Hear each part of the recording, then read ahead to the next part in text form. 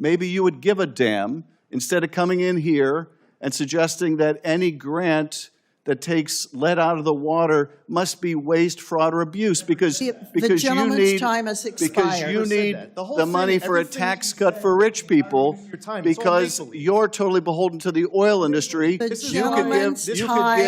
You could give a rat and forgot about the fact of cleaning up I have to the think, LA Mr. Zeldin, wildfires. I think, Mr. Zeldin, if your children were drinking water, if your children were drinking water in Santa Ana, Mr. Zeldin, maybe you wouldn't be so cavalier about whether there was lead in their water.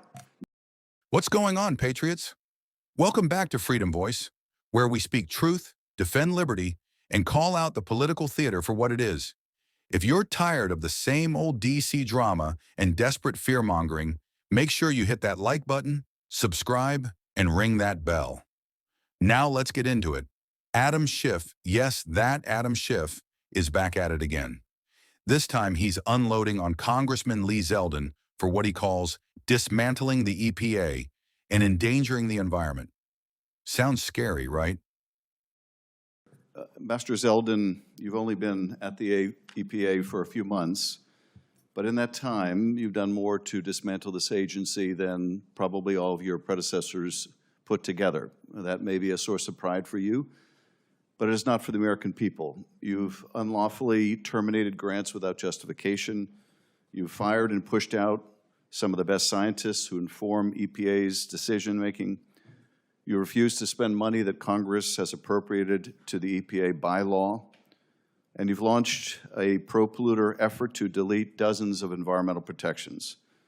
On top of all this, you've launched an effort to overturn California's Clean Air Act waivers that improve the quality of air breathed by 40 million Californians and by millions more in other states who have adopted California's high standards. That effort, for which my colleagues have decided to eliminate the filibuster to achieve, is not exactly what anyone would call cooperative federalism. But it's your budget that's the ultimate proof of your priorities.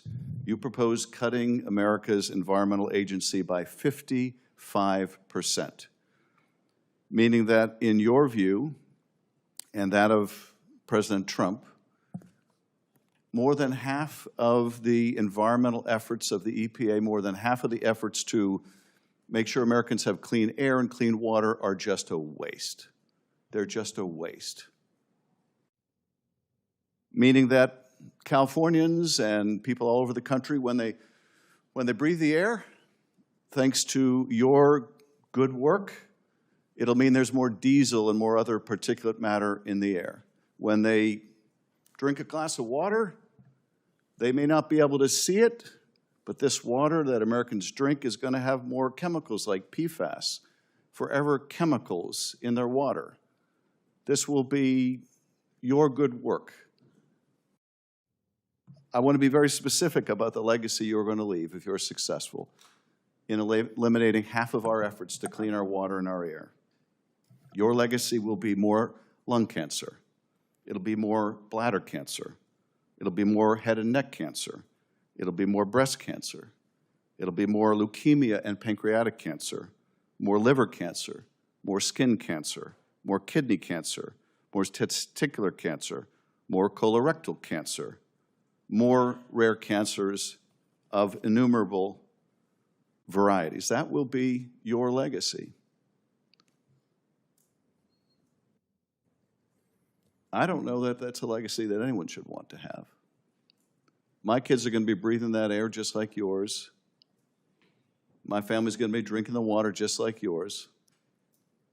We may not be able to pinpoint just who gets cancer because you've done away with half the budget of those looking out for our clean water and clean air.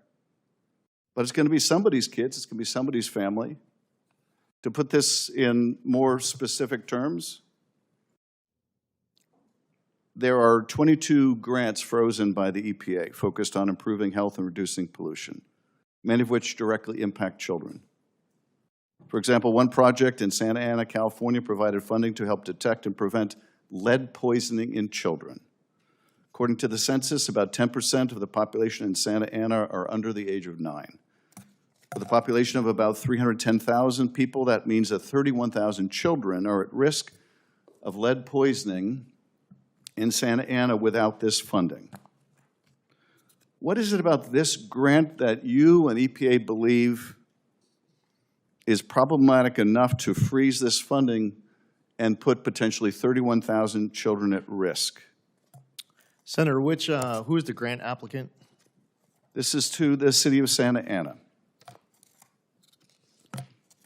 You have the biggest, And are you have the you- biggest are you- state, so we're and going are to have to you- go through every single list of the grant. Well, By the way, with that wind up, by the way, I understand that you were an aspiring fiction writer. I see why. Oh, yeah. Well, I understand your view that you can cut half of the agency and it won't affect people's health or their water, their air. That, to me, is a big fiction, Mr. Zeldin. You've forgot about the fact of cleaning up I have after to think, LA Mr. Zeldin, wildfires. I think, Mr. Zeldin, President when I was in San Diego, if your children were with the drinking Tijuana water, River sewage crisis, if your apparently children we're going were out on our own drinking for water that. in Santa Ana, Mr. Zeldin, maybe you wouldn't be so cavalier about whether there was lead in their water. Maybe you would give a damn instead of coming in here and suggesting that any grant that takes lead out of the water must be waste, fraud, or abuse because you gentleman's need time has because expired. you Never said need that. The whole the thing, money for a everything tax you cut said for rich people your time. It's all because make-believe. you're totally beholden to the oil industry. The This is gentleman's you could time. You could give a rat's ass about how much is. cancer Because your people agency you're trying to causes. destroy. The Impeach, gentleman's resist. time has expired.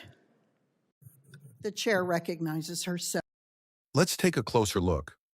Schiff claims Zeldin is out here canceling grants, firing scientists, and proposing budget cuts that will somehow lead to skyrocketing cancer rates. He even brought up lead poisoning in Santa Ana. Now, I don't know about you, but to me that sounds like the usual left-wing script.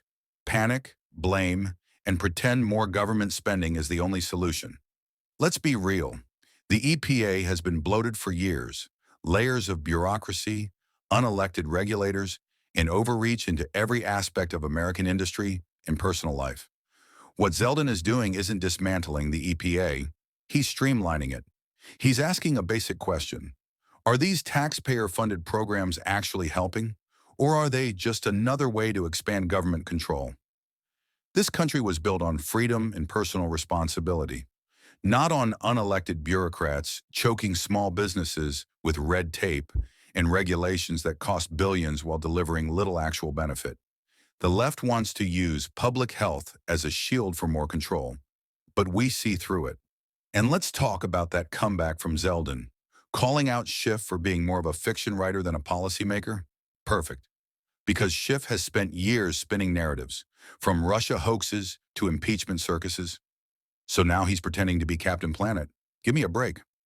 Look, no one is saying kids should be exposed to lead, but let's also not pretend that dumping more federal dollars into poorly managed local programs is the magic fix. If cities like Santa Ana are failing to protect children, maybe we need to ask why local leadership isn't stepping up, instead of blaming someone in Congress for pausing a grant.